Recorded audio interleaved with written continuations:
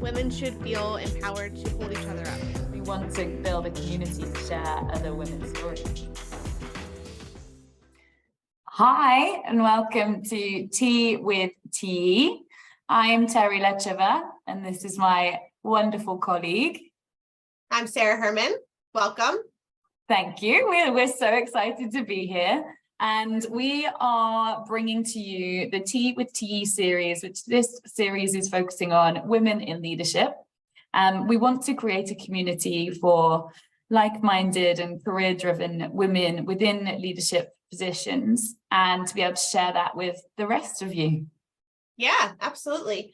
I think you can never have too many conversations about being a woman in any career in any industry and sharing similar experiences and stories about how you overcame obstacles and got to the place that you want to get. And we just are excited to meet with women all over the world and share their story. Yes, we're so excited. We wanted to share a bit about us today. Just so you know who it is that you're meeting with and who you'll be hearing from each week. We're going to take it in turns as who it is that we're meeting. Maybe now and then we'll do one together and we can all be on screen at the same time. But Sarah, I'll kick off with you if you want to just share a bit about your background and how you've got to be a partner at TE today.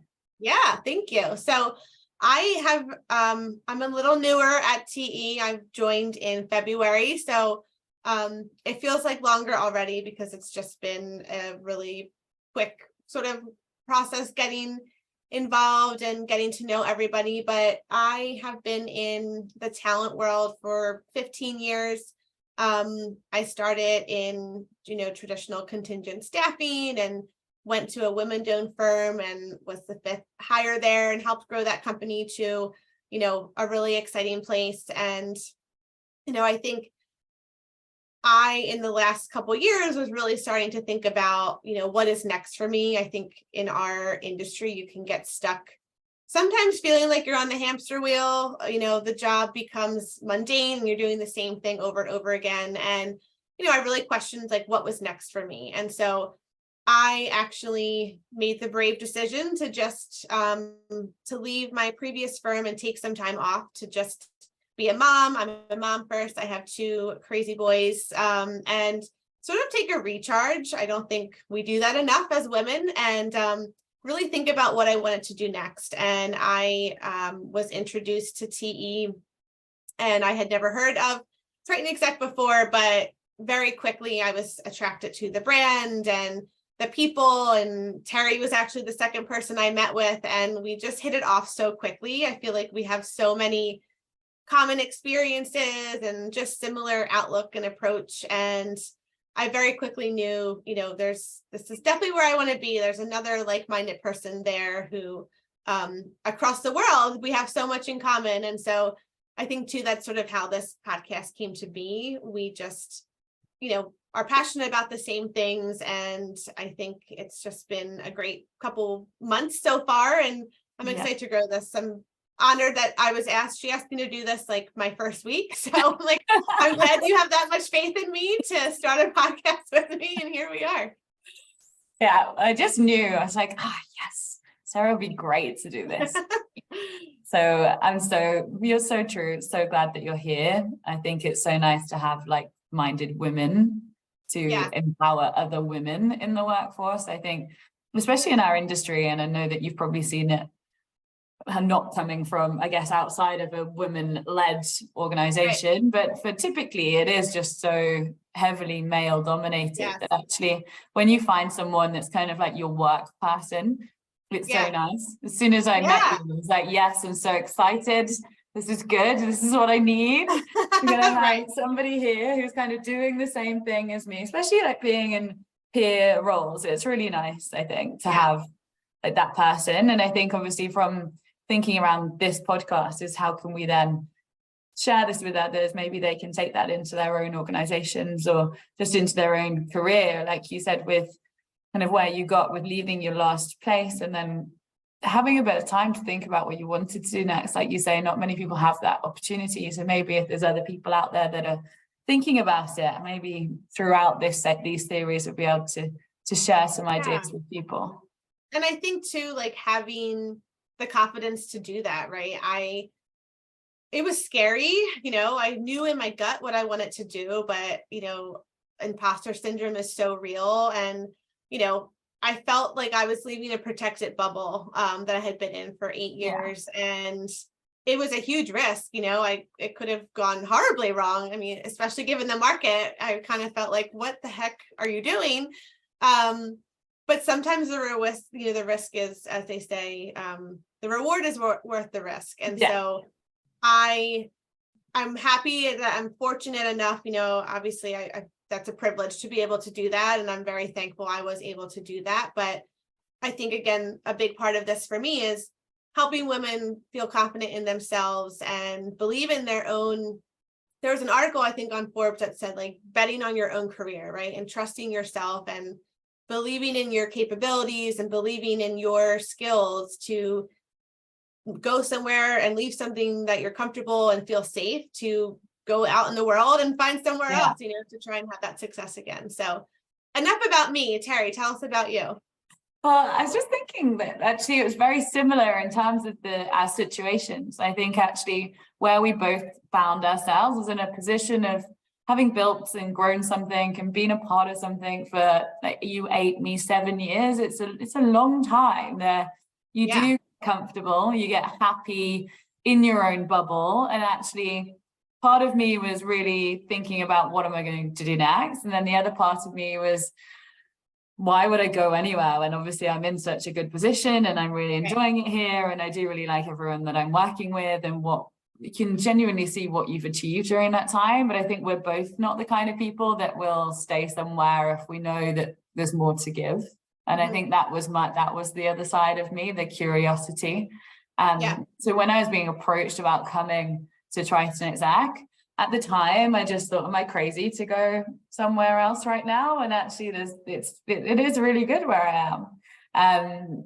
But I think it was the opportunity and the ability to push yourself outside of your comfort zone. I remember my first 2 weeks, and I was thinking, oh my gosh, what have I done? Like, I'm just so this is so new, and I don't know, again, you have to rebuild everything, right? And like you say, even things like you do then doubt yourself, when actually we've got no reason to, and we've proven it in time and time over again to get to where we had got to, that we didn't need to question our ability, but we do.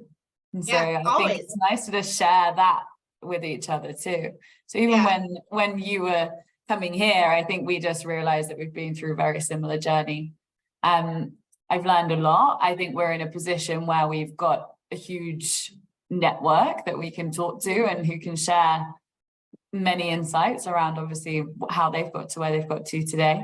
So I'm looking forward to it. Yeah, I mean, we've obviously been having some preliminary conversation with women that we want to feature. And, I've sort of our focus areas too. Mine's a little more go-to-market sales and marketing, and even just, finding female chief revenue officers. The number of women versus men is so drastic. And like, I knew that, but then actually seeing it, when pulling up searches on LinkedIn, and like, wow, there are like 20% of them are women and the rest are men. And so I think, it's incredible to be able to give those women a platform. And here, I think sometimes perspective is so interesting, because you could see someone in a position and think, wow, they have all the confidence in the world, and, they probably just never had imposter syndrome, and they, just got to where they wanted to go. And even though you can work really hard and like push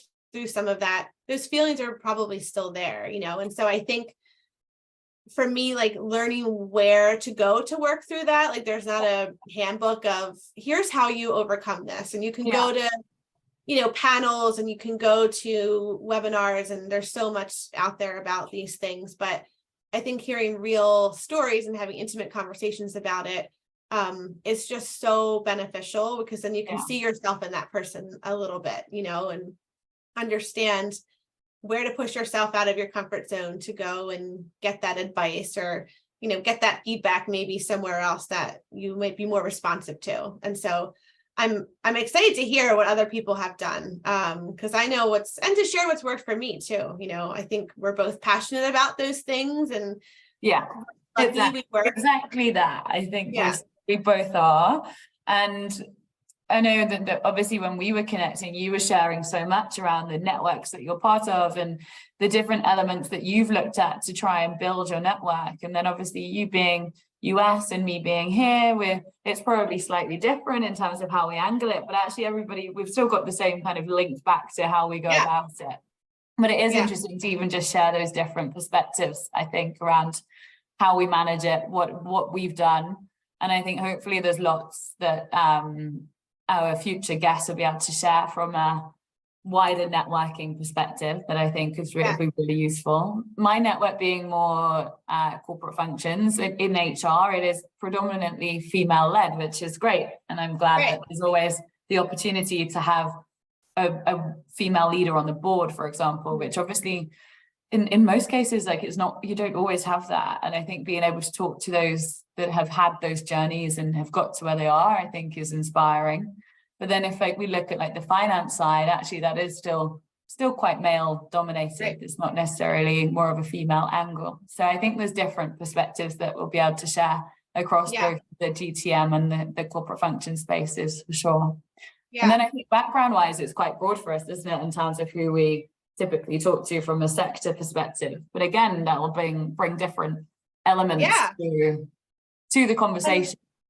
I think too, I think we're in such interesting roles because, working for an executive search firm, being in staffing the way we are, we can relate to HR and talent, and then we can also relate to sales and sort of the more go-to-market type function. So we're in this interesting in-between space, I feel like, where I do connect a lot with, the impact that talent community can have, but then also being a woman in sales, there's so many complexities with that, and being direct but not coming off aggressive, and just all the nuances that we have to sort of try and package ourselves to be this certain way that I think feeds into the imposter syndrome. Like, was I too direct for that person? Was I too soft for that person? I think it's just like you're constantly questioning everything you're saying and putting out there. And I also think this might be controversial, but I also think too, it takes time to learn to work with other strong women. Like, I have also had equally as bad experiences working with other, women, because I think sometimes there's that fear of, there's only room for one at the top, right? And because I think historically, there weren't as many opportunities. So, I'm also curious to hear that too. I don't think that gets talked about as much. Yeah, that's so interesting, actually. Yeah, I think sometimes, you can have really great male advocates, and then sometimes you can have females that aren't great advocates, right? Because, maybe you can't think outside of your own goals because you just feel like there's only room for one of us to get here, and I'm not going to leave any room for anyone else to get ahead of me. And that can create really toxic relationships too. So I think that's an interesting theme to explore that, again, might be controversial because, women supporting women, I'm all for that. But reality is not everybody is. Yeah, it takes time to get there.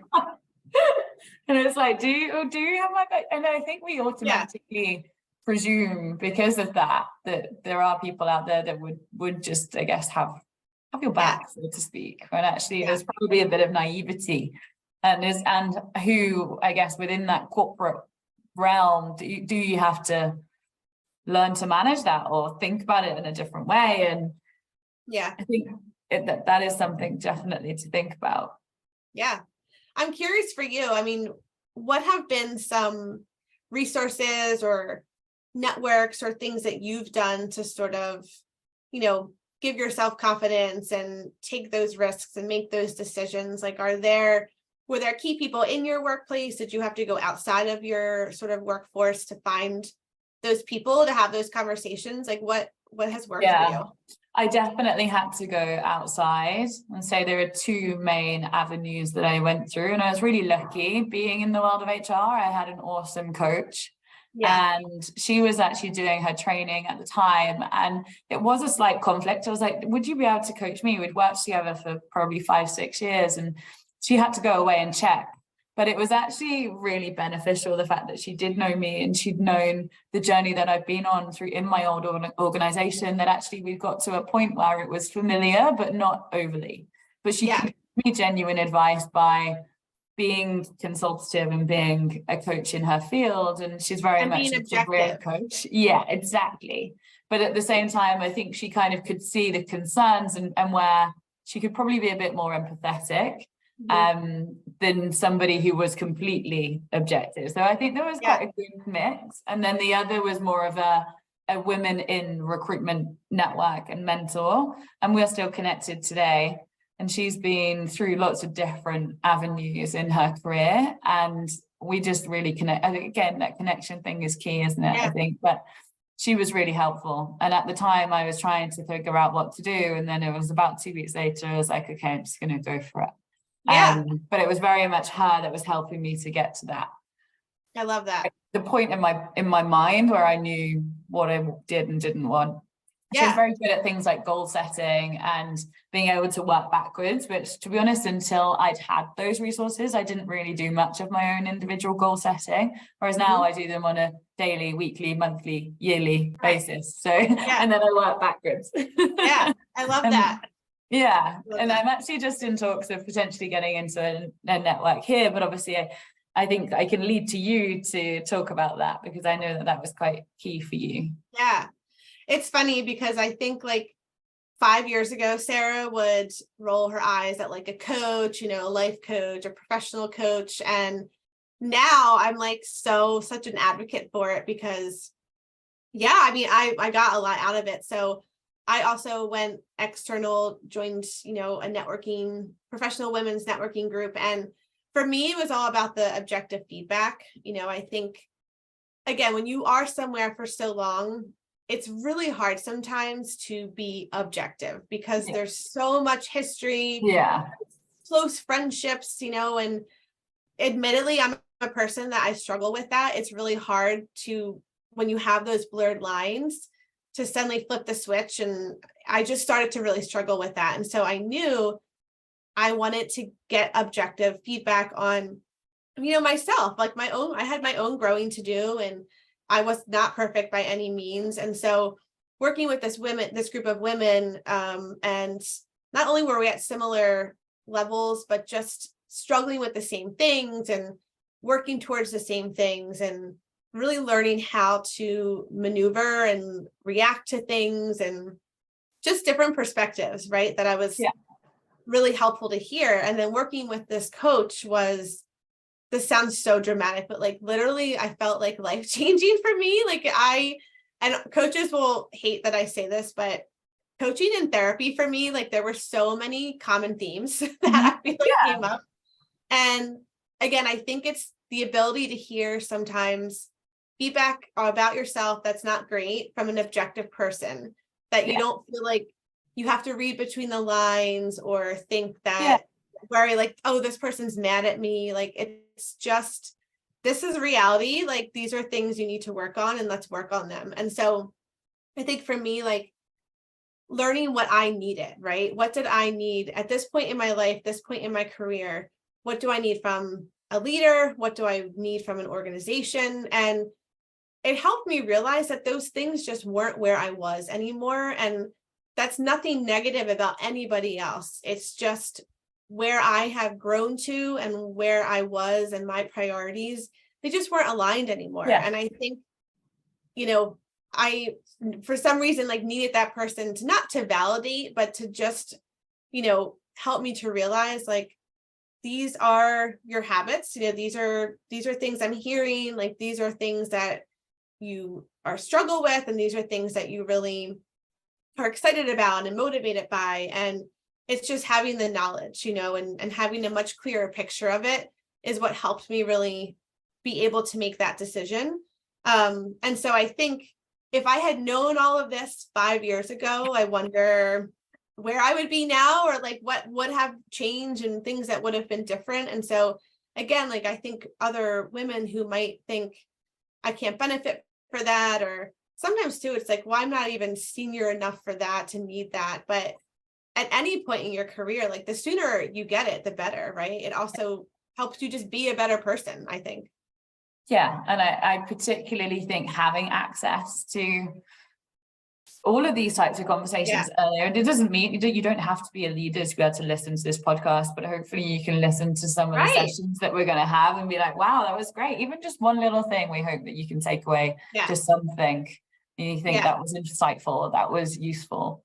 There's other things that I know that we're going to cover, like obviously you've just covered there with imposter syndrome. I think childhood, like managing your children and motherhood and like being able to juggle everything all at the same time. I think that's also something that I know that we'll talk about a lot. But I think key themes will really be around careers and how people have got themselves to where they have. And obviously there probably will be a lot of crossover with things like coaches and networks, and some people do it differently. And so hopefully we have some good things to share. What else are you looking forward to? I think too, just, on a global basis, I feel like it's just going to be fun to hear different perspectives, like even culturally differences. I know Terry and I recently met with someone who we were talking about these things, and this is the first time too, I'm the only American on this leadership team, and it's wonderful, but it makes me reflect so much on myself and how I present myself and even how I speak. Like, it's just, I think there are such small, different cultural differences that, for me, I think it'll be really educational to hear, are those same exact patterns happening in every part of the world, or are there different struggles? Is there less of a struggle? I'm excited to sort of see those different perspectives, because I think it's going to be really interesting. And maybe it won't be. Maybe everyone will have the exact same story, but I'm sure there'll probably be some like nuances, depending on where you're at in the world. Yeah, I definitely think we'll have even if with the different disciplines of where people are working.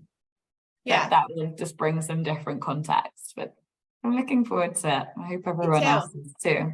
How exciting. It'll be great. The last question we have to ask each other, how do you take your tea, Terry?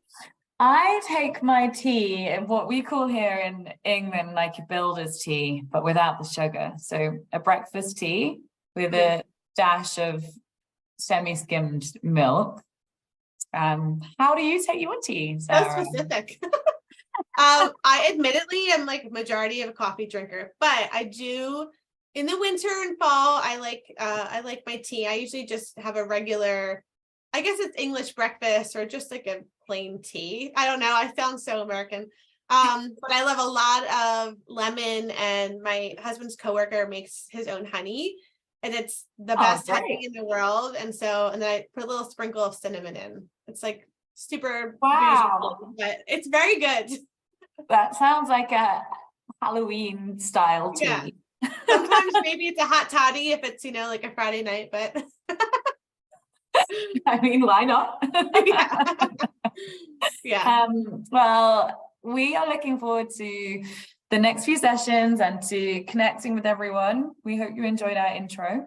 Yes, thanks for joining us. Yeah, and we will see you soon.